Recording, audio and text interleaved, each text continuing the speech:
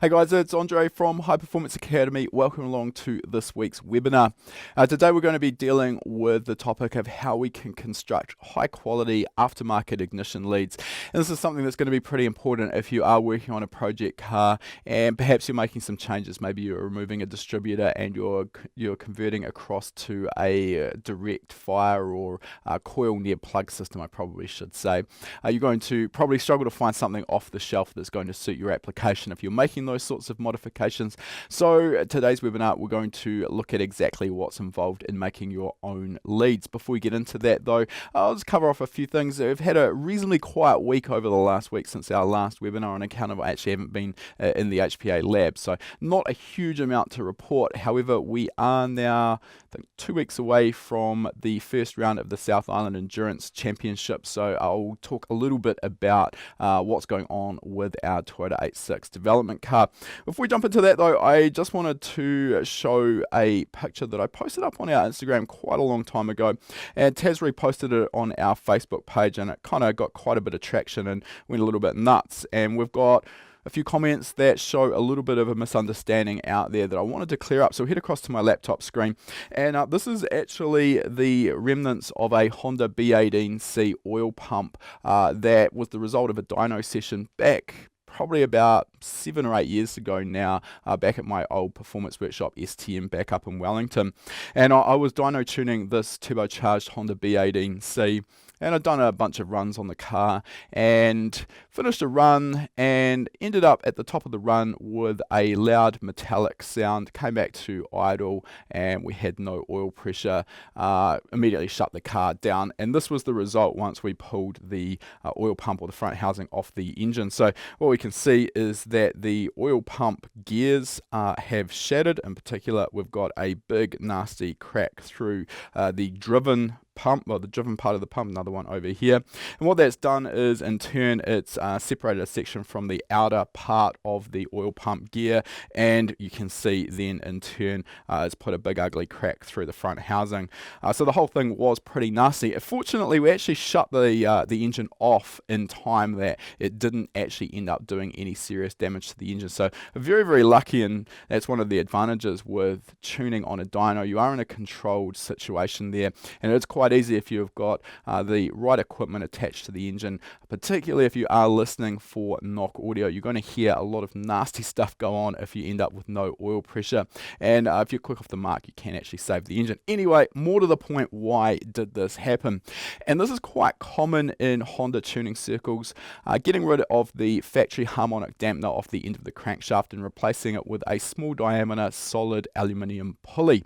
The idea here is that we're reducing the mass of that pulley. It's a smaller diameter, basically getting rid of a mass that needs to be accelerated when the engine RPM is increasing. So this can provide an increase in response in terms of transient response of the engine. The problem with it is, though, that understandably that factory harmonic dampener is there for a reason. As its name suggests, it's there to dampen out harmonics in the crankshaft that can cause some pretty nasty problems, such as this failure in the metal gears for our oil pump. So one of the questions we had come up during this post was, well, if we're balancing our engine components, we're balancing our crankshaft, our connecting rods and our pistons, then obviously we don't need a harmonic dampener. And this is a common misconception, a common belief that is unfortunately completely wrong. And the reason for this is that harmonic dampener is there not so much to dampen out vibrations that are as a result of the engine components not properly being balanced, but even with engine components that are perfectly balanced, you're still going to end up with some vibrations or forces being introduced to the crankshaft just purely as a result of the combustion process occurring. And obviously, as that combustion process occurs on different cylinders, that's adding some harmonics into the crankshaft, and that's exactly what that harmonic dampener is there to guard against. It's there to take out those torsional frequencies that are introduced to the crankshaft and dampen those out. Without those, this is what we can see happening. We've got that those cracks through the gears for the oil pump. So just basically wanted you to understand that a harmonic dampener is not there just because an engine hasn't been balanced, and even if you have got an engine that has been really thoroughly balanced, you do still want to include a harmonic dampener. Now, the other aspect that comes up here is that yes, we do see a lot of race cars where the harmonic dampener has been replaced with a solid pulley, and this can lead to the belief that, well, if it's working on these cars, then obviously it's fine. What we need to understand is that if we move through the rev range, we're going to have RPM ranges where there will be a resonant frequency, basically where all of those harmonics are magnified, and this is a really bad place to sit at any particular RPM where we've got harmonics for a long period of time. And we'll have these harmonic frequencies potentially several areas through our usable rev range. Now, the advantage with a race engine, which is why we can often get away with those solid pulleys, is that the race engines don't often stay at a consistent or steady RPM for very long. Instead, they're constantly accelerating or decelerating, and this means that they don't stay at those harmonic frequencies or harmonic RPMs for long periods of time, so it doesn't give too much time for them to do damage. On the other hand, if we're talking about a street car, particularly one that is driven quite frequently under cruise conditions, if in a worst case scenario we happen to have those harmonics occurring at perhaps 2 or 3,000 RPM, an RPM range which we are going to be using all of the time when we're out on the open road, then obviously we're going to be sitting at a dangerous area of the rev range, and this is where we can see those harmonics do a lot more damage on a road engine than what we can expect to see on a race engine. So just if you are comparing apples with apples there, you're seeing these solid pulleys used on race engines. That's why they can often get away with it. That being said, I still personally don't recommend it.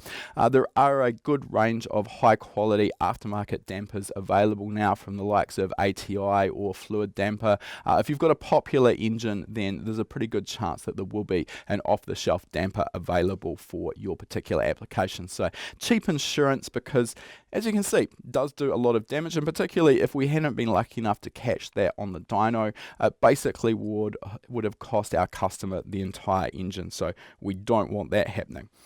All right, now, as I mentioned, we have got our first round of the Endurance Championship coming up in a couple of weeks. Now, one of the problems we've got is that Ben and I, who will be racing in this championship, haven't had the opportunity to drive at any of the other tracks other than our local track, Highlands Motorsport Park.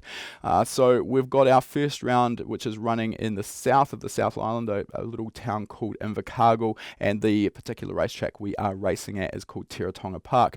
Now, we are actually heading down to Teretonga tomorrow, all going well, to do some testing on the track. But this is one of the areas where advances in technology have made our job a little bit easier. So we run what is a very basic simulator in the office. It's mainly there for the whole crew to have a little bit of fun and cut loose and get to experience a bit of race driving without needing to replace tyres, brake pads or panels. But this does have a more serious use. So we'll head across to my laptop screen, and this is our really basic simulator setup here. So we are running a Assetto Corsa. We can see there we've got a Oculus Rift VR headset, and we've just upgraded as well our steering wheel and our shifter. We've got a shifter here on the side that can be used for sequential or H pattern, and the steering wheel, which also has paddles behind it. There is also, because Jono, our videographer, is dead keen on drifting, we've also got a drift handbrake there.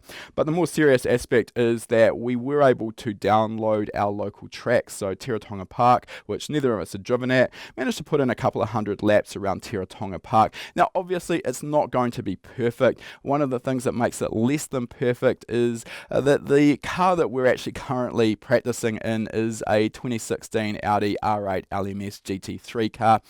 It's safe to say that it's not going to be quite the same as our 450 horsepower Toyota V8 86 with absolutely no aero, but at least, if nothing else, we now have a pretty good idea of which direction the track goes, where all the corners lie, and it's given us the opportunity to test some braking points and also, more importantly, probably some lines through the various corners. So hopefully tomorrow when we turn up, we're not going to be completely unprepared. It'll give us a little bit of a head start. Now, the other thing that's really interesting, and we have only got this set up today, is we do have the ability to download straight out of Assetto Corsa data in MoTeC's i2 format. So this is just a quick test we did here just while we were setting it up. So we've got our track map out there on the right-hand side, and we've got all of our data here on the left-hand side, and this actually is an overlay of two different laps. So the grey line that you can barely probably see right up the top there is our variance line showing where the gains or losses were between those two laps. So once we've actually got a chance to get a little bit more in depth with this, we're really excited to see how much we can apply from this. It's also going to actually be hopefully a pretty powerful tool as we move further into our new racecraft project, which is more about vehicle and chassis development as well as driver training. While I am on that note, if you are watching and you're a dead keen Assetto Corsa fan and you think you've got the skills to develop for us a relatively realistic Toyota 86 with about 450 horsepower and a sequential gearbox, then we'd love to hear from you. Make yourself known in the comments, because we definitely want to get something a little bit more realistic to the car we're going to be driving compared to the R8 GT3 race car. Now, speaking of our Toyota 86, we have been going through a few upgrades, and I've been talking about them here each week, so I don't want to sort of harp on about the stuff we've already touched on. But one of the things we have just changed here is the exhaust system on the rear of the car. So we can see we've got this stainless steel section which has just been fitted. Now, what we've found is that while on a normal track day, if we're heading to our local Highlands Motorsport Park and just putting in some laps, the car is quite loud. It does seem quite loud, and it sounds great. Problem is, as soon as we had it in a actual race where we've got a lot of other race cars with unrestricted exhaust systems around us, all of a sudden it's incredibly quiet, and it's actually quite off-putting, because as a driver it's really helpful if you can actually hear the engine note, just so you know that the engine's running while you're on the start line, for a good example, is pretty helpful, so you know that when you drop the clutch you're not going to end up getting rear-ended by the car behind you because the engine is stalled. So what we've got is just a straight through section of 3-inch pipe there. Attaches with this V-band, so it is nice and easy to swap back, because the other issue we have when we head to Highlands Motorsport Park outside of a proper race event, there is a fairly low noise threshold. I think we have to be about 75 dB at the boundary, which is incredibly low. So this particular setup we've got there is going to hopefully be legal for race days where the decibel reading can be up to 95, but yeah, it's definitely going to be over the limit for what we're going to be doing on members days. Now, one of the things when we make changes like this, and I quite often get asked this as well, if we're going to make a change to the exhaust system, do we need to retune the car? Likewise, if we're fitting a different intake system, do we need to retune the car? And the answer, honestly, is maybe. However, we don't want to take any risks, and particularly when we are running on an aftermarket standalone ECU that uses the speed density principle. Basically, all of the fuel and ignition timing is scheduled based off, in this case actually we're using throttle position because it is a fairly aggressive cam that we've got in this engine. So we're looking solely at throttle position and engine RPM.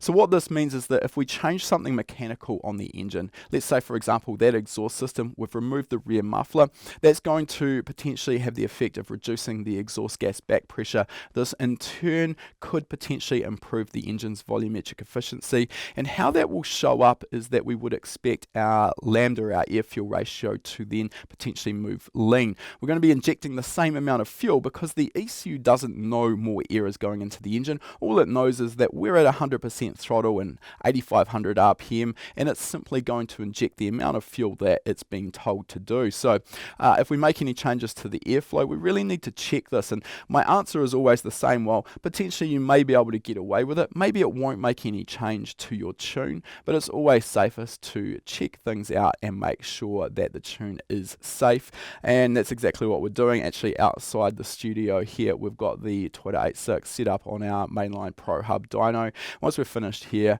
I'm going to be putting it through its paces, running it up and doing a few tests just to make sure everything's on point before we head to the track in the morning. Now, last week I did talk about the fact that Brandon's been busy fitting a ECU Master PMU, or Power Management Unit, PDM for want of a better term, Power Distribution Module, so to remove relays and fuses. Now, we're not really making full use of this yet because we are working to a fairly tight time deadline to get the car all ready. However, one of the reasons we went with this was to simplify the wiring installation for our gearbox oil pump, our diff pump, and the fan for our diff cooler. We've added a few other functions in there as well, but we quite often get asked about the use of power distribution modules and how they're helpful, and I've got a really basic screenshot that I just want to show you here, and this is at its absolute simplest form. Once we get a little bit more involved, we're going to have a lot more data to play with here, but what we're monitoring in real time on this particular graph here is the total current being supplied through that power distribution or power management unit. So that's all of the channels, but of course we can break these down and start monitoring them individually. So we can see, and for that particular little piece of data there, we're just running the fuel pump through the power distribution module, and we're drawing around about 12 amps of current. Now, why that's important is because if we've got some historic data on the current draw and we're monitoring that relatively carefully, it actually can be a good early warning that we've got a component that may be set to fail. So for example, with a fuel pump, if we start seeing the current draw increase, that could be the result of the fuel pump wearing. Another thing that it could be displaying to us though is that there may be a blockage in a filter or something of that nature. So it's a good idea if we can monitor that data to get that historic data and watch that carefully so that we can get an early warning before things go pear-shaped. Now, how we're also going to be using this is that the ECU Master PMU does talk to our MoTeC C125- via CAN. So what we can do then is send all of the individual channel current draw data to our MoTeC via CAN. We can data log that, but more importantly as well, we're going to be testing with a MoTeC T2 telemetry system. So we can also send all of that data via the dash and a 4G connection back to the pits for telemetry purposes. So pretty excited to jump in and have a look at how well that all works out. And of course, once we've actually got the thing up and running, we've got some proper data, so I can show you in a little bit more thoroughly how it all works. We'll present that in one of our pre-shows in the not too distant future, hopefully. Alright, now those of you who are watching on our YouTube channel today probably have already seen this. If you haven't, make sure you do check it out. For those who aren't on our YouTube channel, please make sure you head over, subscribe, and also give us a thumbs up for all of our videos, please. It does help. So this is our latest video that we've just released today. This is an interview that we had with David Mountain from Monsoon over in the UK while we were there for the Goodwood Festival of Speed. And we're talking to David here about the development of their in-house cast aluminium block that they use for their World Rallycross engine. And this is quite interesting because we're seeing, particularly in the world of drag racing now, and World Time Attack for that matter, as the power levels have increased, we're seeing a drive more and more towards a full billet block. Now that's great, and there are some advantages with a billet block. However, there are actually some easy to overlook advantages with a cast alloy block as well, particularly if you are looking at producing engines in quite high numbers. David sort of point where the casting process becomes more cost effective is if you're looking to make somewhere in the region of about 20 units or more. There's also a lot more flexibility in the casting process for where the oil galleries and water jackets, etc. are going to be located compared to a billet CNC machined block. Now, the World Rallycross engines on face value probably don't seem that exciting. We're talking about a 4-cylinder engine producing somewhere in the vicinity of about 600 horsepower. And let's be honest, these days, probably a lot of us have got street cars that are making more power than that. The important thing that we need to consider though is that the power alone really isn't the main focus here. It's cylinder pressure that's the harder part to hold an engine together with. And with these World Rallycross engines, engines, while they are only making around 600 horsepower, this is because they run an air inlet restrictor, and this restricts the airflow into the turbocharger. So what this means is that at higher RPM, basically the turbocharger is strangled, artificially limiting the engine to about that 600 horsepower mark.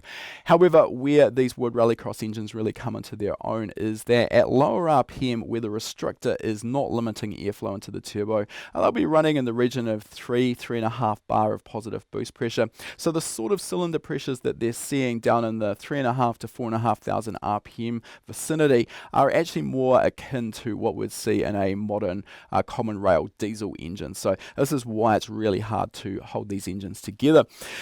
Getting on with it though, the other advantage with the system that Monsoon are using is that they really have embraced modern technology, using full 3D modeling using SolidWorks to develop the entire engine before any components are manufactured. This brings the cost and the time frame down considerably, particularly now with the foundry that they are working with. If they want to run a quick prototype just to test a theory, then while it is an expensive process, they can send their SolidWorks model through to the foundry, and the foundry can then actually make the cores for the casting process using 3D prototyping, rapid prototyping, and that can bring the lead time for a product down to, I think it was somewhere in the region of about 4 weeks. So pretty rapid compared to a couple of decades ago that would have probably been a 5 to 6 month process. So go check out that video. If you've got any questions, please ask them in the video.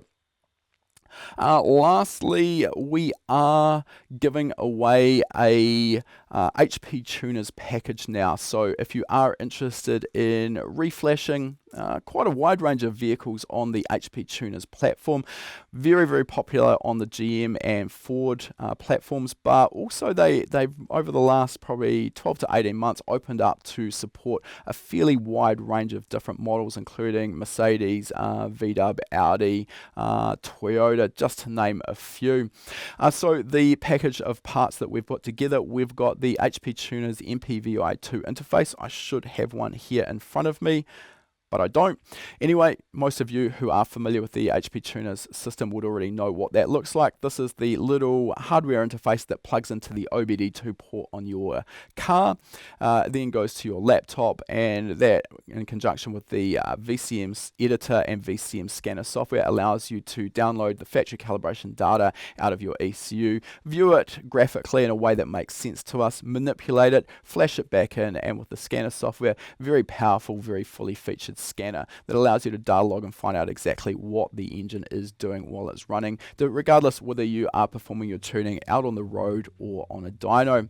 Now, so that you understand what you're going to be doing with that HP Tuners package, we're also including our package of tuning courses. So you're going to get our our EFI Tuning Fundamentals course, our Understanding Air Fuel Ratio course, our Practical Reflash Tuning course, and you're also going to get access to our regular weekly members webinars, our private members only forum, and also access to our archive of existing webinars. Now, the HP Tuners interface also works on a credit system. Off the top of my head, I think we are also including $350 worth of credits. So this will let you license probably a number of vehicles and get up to speed learning how to tune in no time.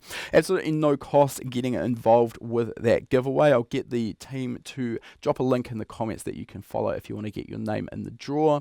It has only just recently gone live, so I've got a little bit of time for that to run, but why not get on top of that while it's fresh on your mind? And on that giveaway page, you'll find that there are a few other tasks that you can do that will give you some more entries into that draw. All right, that does it for our pre-show today. Thanks for watching there. Give me a few moments and we'll get started with today's webinar.